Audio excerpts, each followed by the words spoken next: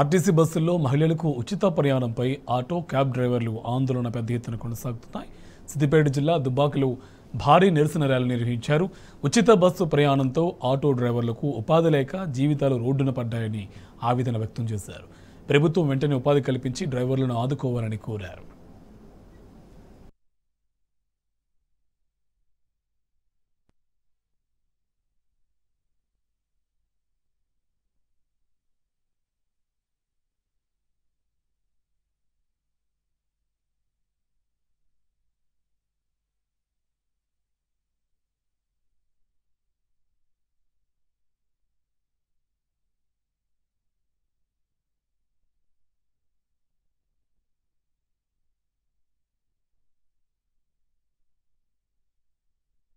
దుబ్బాక మండల ఆటో యూనియన్ల ఐక్యతతో ఈరోజు దుబ్బాకలో ర్యాలీ చేయడం జరిగినది.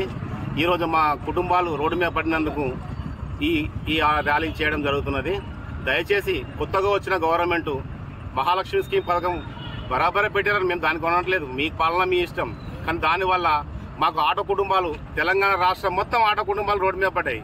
మీరు ఎంత తొందరగా మహాలక్ష్మి స్కీమ్ తొందరగా అమలు చేశారో మా కుటుంబాలకు కూడా అంత తొందరగా న్యాయం చేయాలని చెప్పేసి మా యొక్క డిమాండ్. సిద్దిపేట జిల్లా దుబ్బాక మండలంలోని ఆటో యూనియన్ కార్మికులందరూ కలిసి ఈరోజు ధర్నా చేయడం జరుగుతున్నది.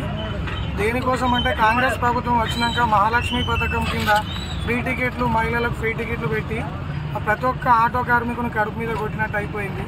మహాలక్ష్మి పథకం ఎంత తొందరగా అమలు చేసిరో అదేవిధంగా ప్రతి ఒక్క ఆటో కార్మికునికి ఇబ్బంది లేకుండా ఏదో ఒక విధంగా ఉపాధి చూపించాలి, లేదంటే వాళ్ళకి జీవనోపాధి ఏదైనా చూపించాలి.